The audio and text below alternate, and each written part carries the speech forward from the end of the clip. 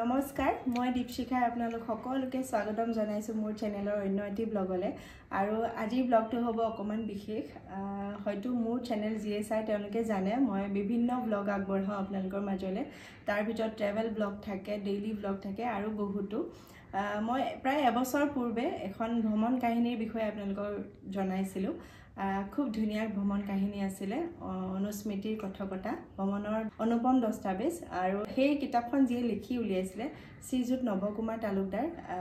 সম্পৰ্কত মোৰ মামা হয় তেওঁ ওচৰলৈ গৈছিলো তেওঁৰ পৰা জানিব পাৰিছিলো গ্ৰন্থখনৰ বিষয়ে গ্ৰন্থখনৰ কেনেকৈ তেওঁ গ্ৰন্থ লিখিব আৰম্ভ কৰিলে সাহিত্য চৰ্চাৰ বিষয়ে আৰু বহুতো আৰু আজি পুনৰ তেওঁ ওচৰলৈ যাব ওলাইছো কাৰণটো হ'ল তেওঁ আৰু এখন খুবেই ধুনীয়া গ্ৰন্থ লিখি ওলাইছে সো সেইখনৰ বিষয়েও জানিম আৰু মামাৰ পৰা কিছু কথা জানিব পাৰিম গতিকে ব্লগটো শেষলৈকে চাব আৰু এতিয়া বলক মামাৰ লগত চিনাকি কৰাই দিও যদিও আগতে বহুতে চিনাকি হৈছে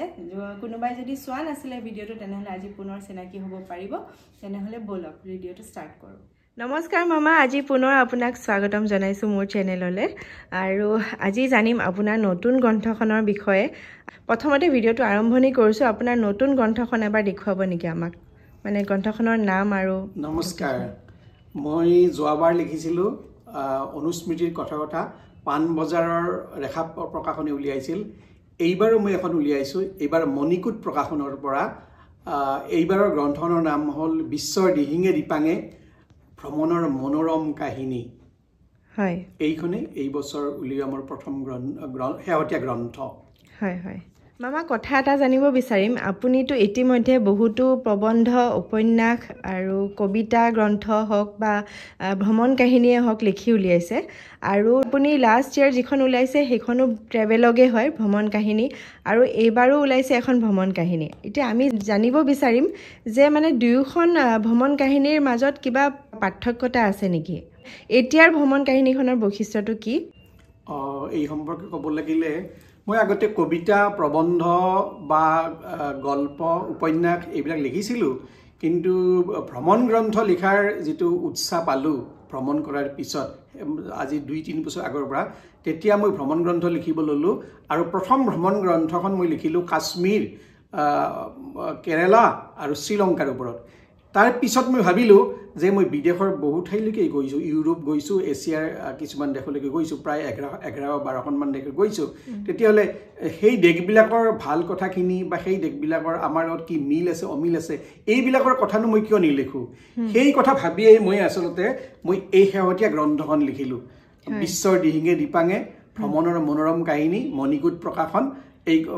এইখন মই লিখিলোঁ এইখনৰ বৈশিষ্ট্য হ'ল এইটোৱে যে আগৰ ভ্ৰমণ গ্ৰন্থত মই সাধাৰণতে কলৈ গৈছিলোঁ কি কৰিছিলোঁ হোটেলত থকাত তাৰ সুবিধা অসুবিধা কি বা আমি সেই ঠাইবিলাকৰ সৌন্দৰ্যৰ বিশেষকৈ বৰ্ণনাৰ ওপৰত গুৰুত্ব দিছিলোঁ আৰু তাত থকা যিবিলাক অলৌকিক কথাই হওক বা লৌকিক কথাই হওক বা সেইবিলাক কথা কৈছিলোঁ এইবাৰ ভাবিলোঁ যে আমি যিহেতু বিদেশৰ কথাই কম বিদেশৰ কথা ক'লে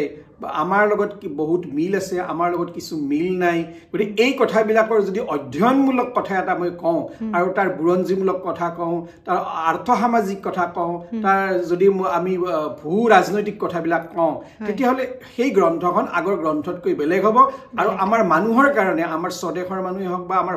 নিজৰ দেশৰ মানুহৰ কাৰণে এইবিলাক অনুপ্ৰেৰণাৰ কাৰণ হ'ব পাৰে কাৰণ আমি বহুতে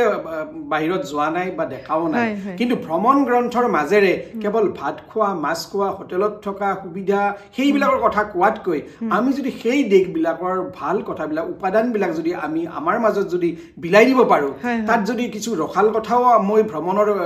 সন্নিৱিষ্ট কৰোঁ আৰু তাৰ লগে লগে এই কথাবিলাকো যদি কওঁ তেতিয়াহ'লে ভাল হয় সেই ভাবিয়ে মই কৰিলোঁ কি এইখনত মই নিৰ্দিষ্টকৈ সংযুক্ত আৰৱ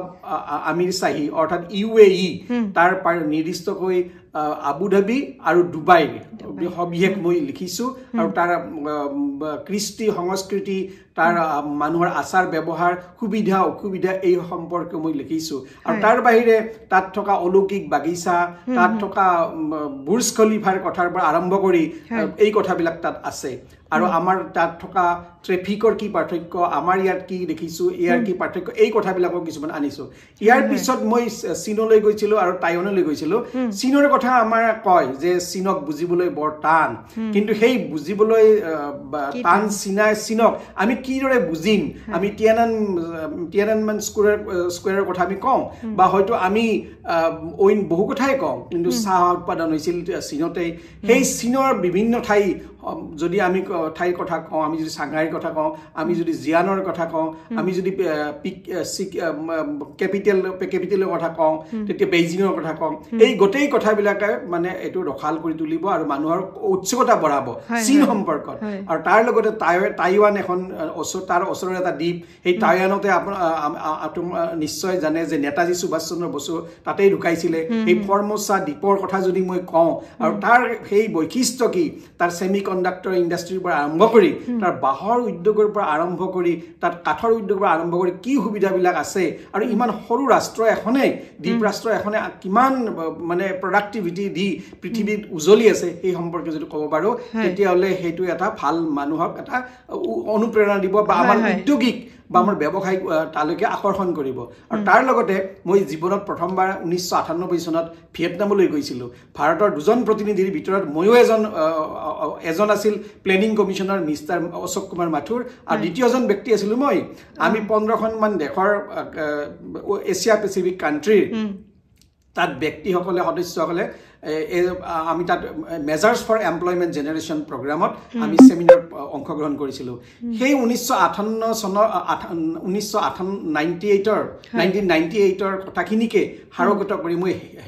হানয় ভিত্তিক বা হয়তো ওচৰৰ প্ৰভিন্সবিলাকলৈ গৈ তাৰ খেতিয়কৰ কেনেকৈ প্ৰডাক্টিভিটি কি আৰু তাৰ লগতে বিভিন্ন ধৰণৰ হচিমিন সম্পৰ্কে আমি নাজানো বা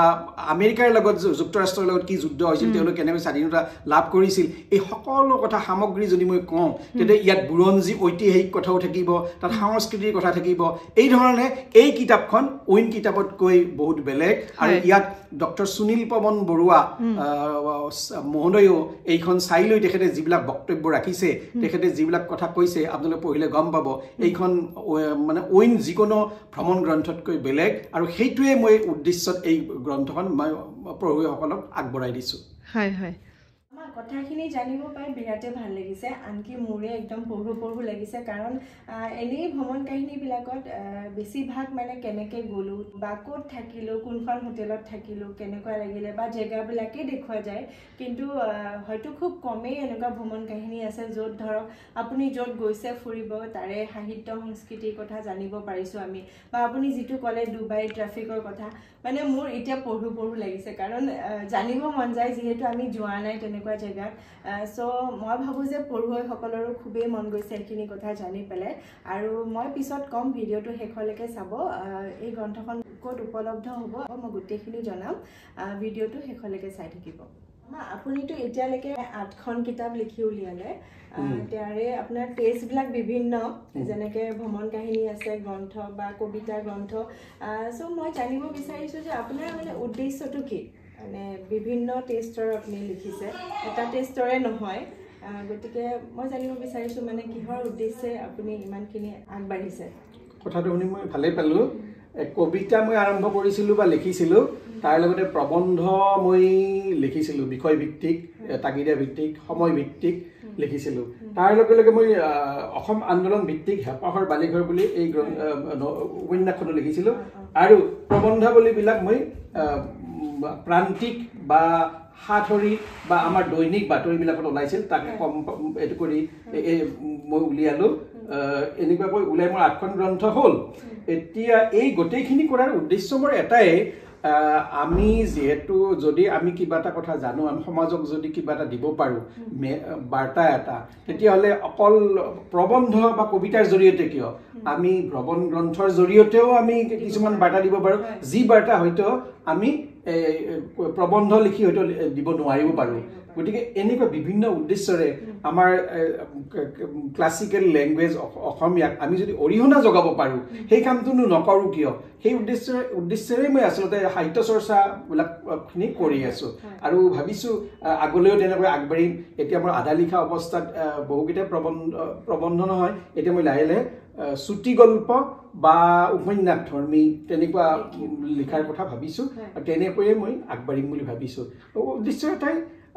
আমি অসমীয়া ভাষাক কেনেকৈ আমাৰ চিৰচেনেহী আমাৰ ভাষাক কেনেকৈ আগবঢ়াই দিব পাৰোঁ ইয়াক কেনেকৈ আমি আগলৈ সুনাম কঢ়িয়াব পাৰোঁ তাত অৰিহণা অকণমান যদি জগাব পাৰোঁ তেতিয়া মোৰ অন্তৰত ভাল লাগিব সমাজৰো কাম হ'ব সেই উদ্দেশ্যে মই এইবিলাক কাম কৰি আছোঁ বৰ্তমান যিখন মামাই লিখি উলিয়াইছে সেইখন ভ্ৰমণ কাহিনীৰ বিষয়ে ভালেখিনি গম পালোঁ আৰু